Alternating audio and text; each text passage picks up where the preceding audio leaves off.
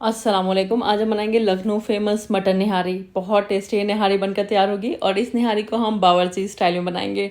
तो इसको खाने के बाद आपको ऐसा महसूस होगा जैसे किसी शादी या फिर किसी दावत वगैरह में आप ये निहारी खा रहे हैं। इतनी टेस्टी ये बनती है, जो कोई खाएगा बस आपकी तारीफों के पुल बांध देगा। बहुत ही अच्छी बनने वाली है। चलिए शुरू करते बनाना। सबसे पहले निहारी के लिए खुशबूदार मसाला तैयार करेंगे। 2 बड़ी इलायची लेंगे, 5-6 छोटी इलायची लेंगे, 2 इंच के 2 टुकड़े दालचीनी के ले लेंगे और आधा जावित्री का फूल लेंगे। बड़ी इलायची है ना, इसके हमें बीज अलग कर लेना है और जो छिलका है उसको फेंक देना है। छिलके का इस्तेमाल नहीं करेंगे।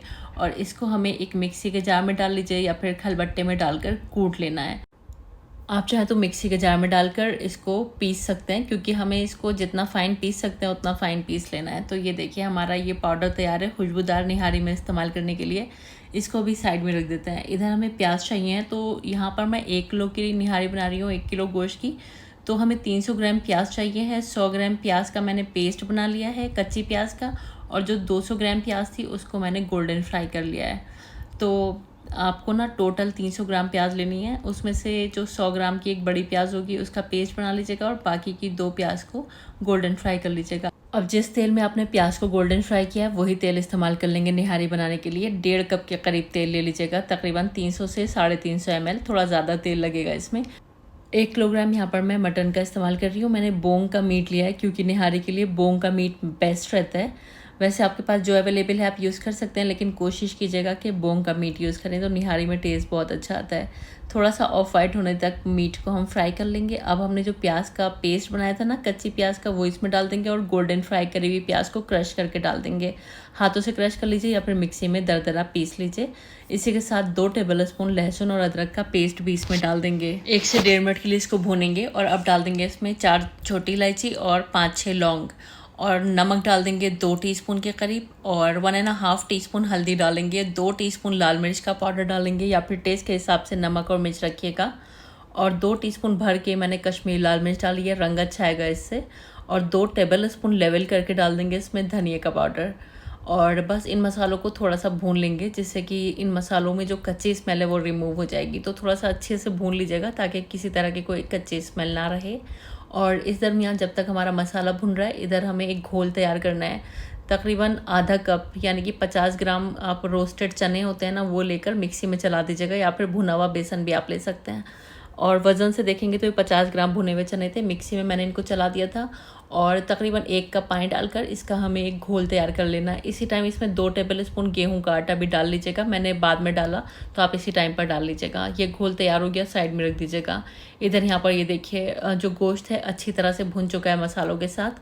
तो 1 कप यानी कि 250 ग्राम इसमें दही डाल देंगे, और दही डालकर भी थोड़ा सा इसको भून लेंगे।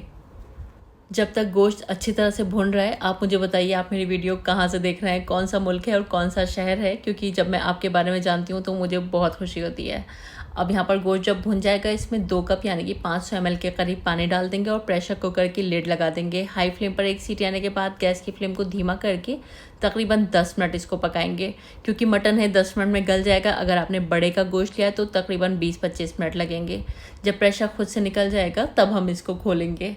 अब इस टाइम पर यहाँ से हमें इसमें से तीरा अलग कर लेना है। जो ऑयल है ना, ये सेपरेट कर लेंगे। जितना निकाल पाए उतना निकाल लीजिएगा, क्योंकि जब बाद में भुने हुए चने की स्लरी डालेंगे तो सारा तेल उड़ जाएगा, इसलिए पहले से तेल निकाल लीजिएगा। अब जो खुशबू का मसाला हमने पीसा था वो इसमें डाल देंगे।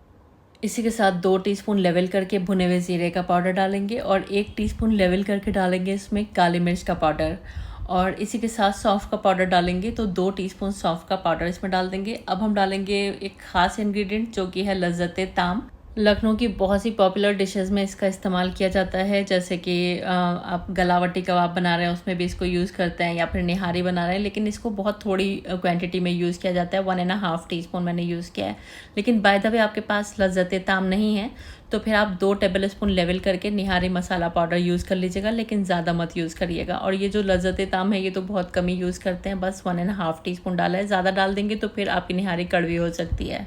अच्छा, ये लज्जत ताम है ना, इसको पोटली का मसाला भी बोलते हैं। ये अमेज़ॉन पर आपको बहुत आसानी से मिल जाएगा। अगर आपको लिंक चाहिए तो मैं डिस्क्रिप्शन बॉक्स में प्रोवाइड कर दूंगी, आप वहाँ से परचेस कर सकते हैं। बाय द वे आप नहीं परचेस करना चाहते तो 2 टेबल स्पून लेवल करके निहारी मसाला पाउडर आप डाल सकते हैं।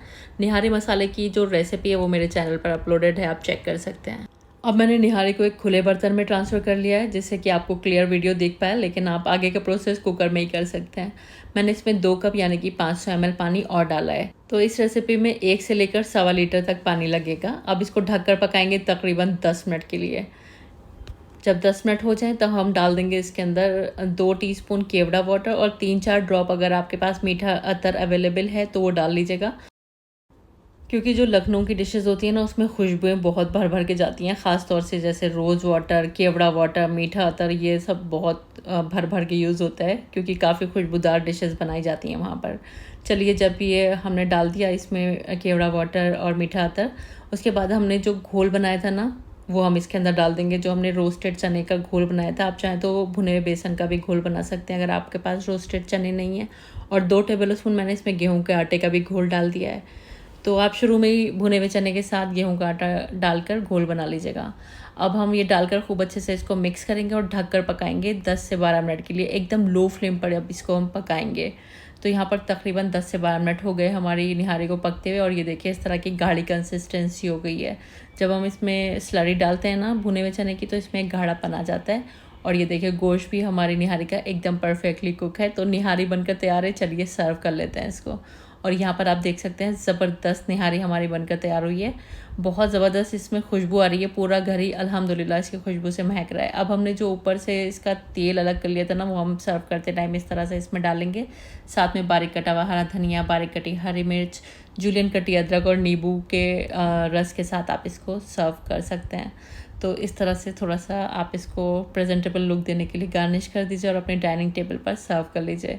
आप इसको सर्व कर लीजिए तंदूरी नान के साथ, कुलचे के साथ, बटर नान के साथ, सादी चपाती, रुमाली वगैरह के साथ भी अच्छी लगती है, रुमाली रोटी वगैरह। सिंपल सी आसान सी रेसिपी है और घर पर रखे हुए इंग्रेडिएंट से आसानी से बन जाती है। बस पोटली का जो मसाला है लज्जत ताम है, वो आप चाहें तो परचेस कर सकते हैं। लिंक मैं आपको डिस्क्रिप्शन बॉक्स में प्रोवाइड कर दूँगी। नहीं है तो कोई बात नहीं, निहारी मसाले के पाउडर से आप उसको रिप्लेस कर सकते हैं। और बस आप सर्व करते टाइम अपनी जो प्लेट है जिसमें आप इसको सर्व कर रहे हैं, थोड़े से हरे धनिया के पत्ते, जूलियन कटी अदरक, नींबू का रस वगैरह डाल लें और बस गर्मा गर्म रोटी, चपाती वगैरह के साथ, नान वगैरह के साथ इसको सर्व कर लें।